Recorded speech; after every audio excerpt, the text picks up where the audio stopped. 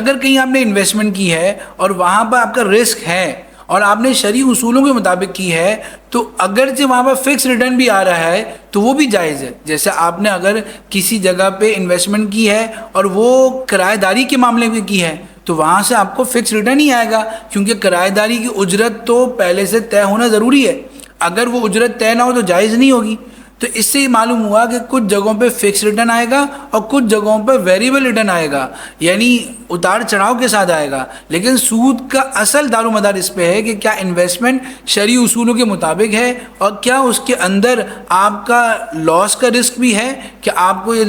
لاس بھی ہو سکتا ہے، اور کیا جو انویسٹمنٹ ہے وہ شرعی اصولوں کے مطابق یعنی مضاربہ، مشارکہ، اجارہ یا جو بھی عقود ہیں ان کے مطابق ہے. تو سب سے پہلی چیز آپ کو یہ دیکھنا چاہیے کہ آپ کی انویسٹمنٹ اسلامی طریقے پہ ہے کہ نہیں ہے. صرف یہ دیکھ لینا کہ میرا فکس ریٹرن تو نہیں آ رہا تو یہ سود نہیں ہے، یہ بہت بڑی غلط فہمی ہے.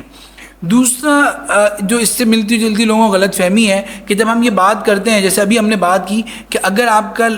پروفٹ شیئرنگ بھی ہے اور لاس بھی ہے تو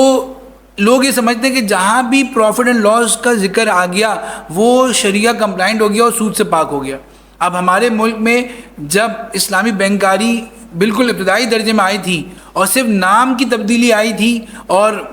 اس وقت علماء کرام کی سرپرستی نہیں تھی تو اس میں سارے سودی اکاؤنٹس کو پی ایل ایس اکاؤنٹ میں نام دے دیا گیا. آج بھی سودی اکاؤنٹ کا نام پی ایل ایس اکاؤنٹ ہوتا ہے، یعنی profit and loss sharing account ہے. حالانکہ اس کے بیک اینڈ پہ اس کے پیچھے کوئی لاس شیئرنگ نہیں ہے، صرف نام اس کا پروفٹ اینڈ لاس شیئرنگ ہے. تو کیا نام دینے سے وہ اسلامی ہو گیا؟ بالکل نہیں ہوا. تو لوگ یہ سمجھتے ہیں کہ جہاں پر بھی پروفٹ اینڈ لاس شیئرنگ کا ذکر آ جائے تو وہ اسلامی ہو گیا. نہیں،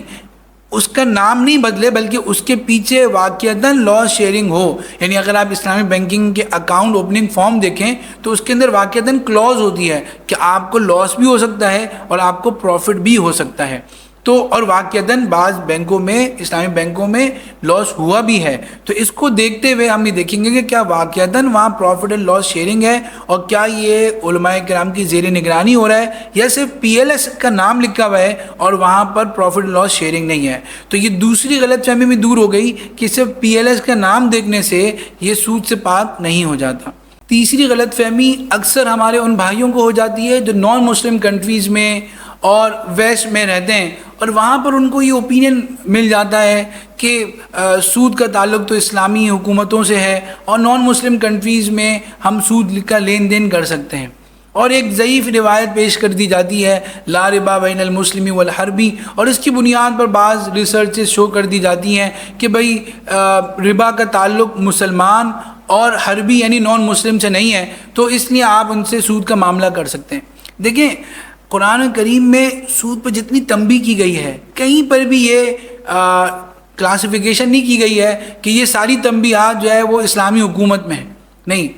جیسے کہ اور گناہ زنا، چوری، دھوکہ دہی، یہ سارے گناہ اسلامی حکومت میں بھی ناجائز ہیں اور غیر مسلم کنٹری میں بھی ناجائز ہیں. اسی طرح سود کے بارے میں ہمیں قرآن کریم اور مستند احادیث میں کوئی یہ اس طرح کی تفریق نہیں نظر آتی.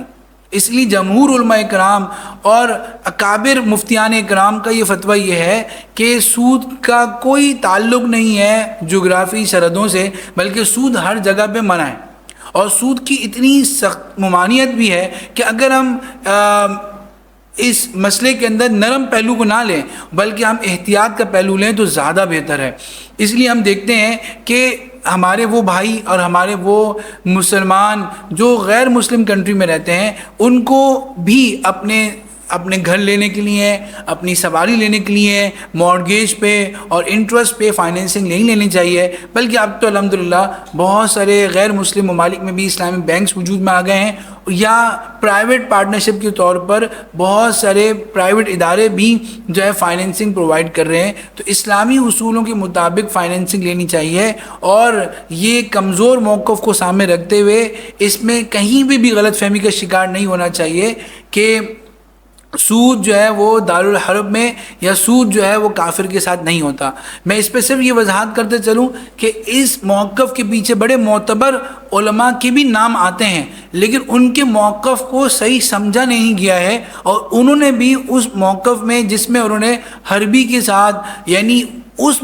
غیر مسلم کے ساتھ جس کے ساتھ آپ کی وار ہے اس کے ساتھ سود لینے کو جب جائز قرار دیا تھا تو اس کے پیچھے بہت کنڈیشنز تھیں، جن میں سے بہت ساری کنڈیشنز آج کے دور میں فلفل نہیں ہو سکتی، یا وہ کنڈیشنز ہم اس کا خیال نہیں رکھ سکتے۔ اس لیے ہمیں جو ہے نا ان کے انکمپلیٹ موقف کو سامنے رکھتے ہوئے آج کے ویسٹ میں ہاؤس فائنینسنگ پر اس کو یا مارگیج فائنینسنگ پر اس کو اپلائی نہیں کرنا چاہیے، بلکہ ہر طرح کے سودی معاملات سے بچنا چاہیے۔ یقیناً وہ اکابر جن کے نام آتے ہیں وہ محترم تھے، لیکن ان کے موقف کو صحیح سمجھنے کی ضرورت ہے۔